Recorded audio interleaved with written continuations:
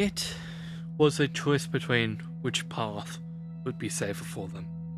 The crossroads where the bird had left them led in two different directions, both unmarked and both conforming to the tree's ideas of a pathway. They needed to reach a valley somewhere in this direction of travel, that being a northeasterly direction. However, whether either of these paths led to that valley was a complete mystery to them. However, they had a solution to this issue. They pulled into their pockets and pulled a small disc out. They pressed the top of it, and the disc started to spin and shot off out of their hands.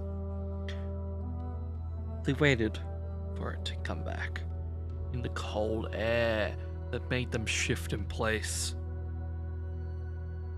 They had this weird feeling that something was watching them.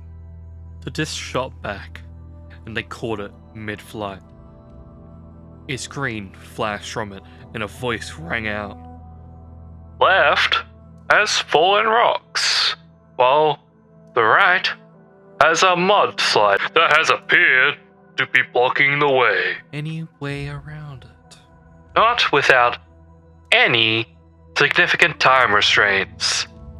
They thought for a second, and the hairs on their arms pricked upwards. They turned around, saw a black nothingness edging towards them. They secured the disc into their jacket and bolted down the left path, conceiving that rocks might not be that bad. They weaved down the path behind them the void crept slowly, making everything disappear out of existence. They didn't want to have such a fate, even if it was one day inevitable. They reached the pile of rocks blocking the road, 3 massive granite rocks that stood tall about 30 feet. They looked around and saw that hundreds of smaller rocks closed the gaps around them, making it impossible for them just to squeeze right through these rocks. They'd have to scale upwards. So they jumped up onto the closest rock and started to scale it, finding small footing holes that propelled them upwards. Behind them, the abyss crept forward, absorbing everything, until it was simply gone, turning it all to a black void that lingered forever, like the cosmos, retaking space that had been once its rightful place. They reached the top of the rock, and they breathed in deeply for half a second, trying not to peek behind them, before they journeyed down the rock, being careful not to slip off the footing holds. They reached the bottom of the rock and breathed a sigh of relief. Before they could get too relaxed, however, they realized that the void was still on their heels, so they sprinted off again. But, however, around them wasn't the same dead trees as before. Instead, the trees were an orangish green color that made them feel that they could be on the right track. They sprinted it on and off for 2 hours before coming to a clearing.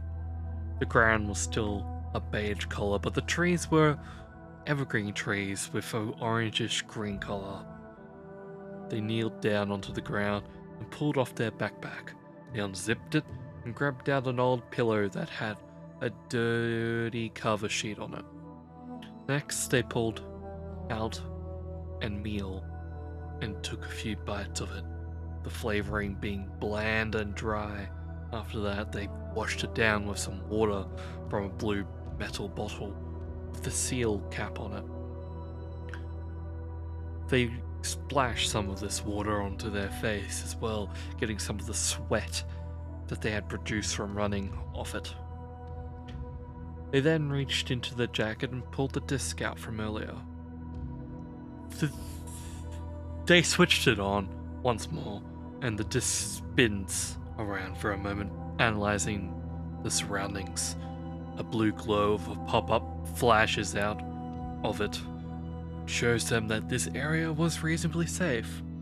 They nod at the disc without saying a word, and the disc lands onto the ground.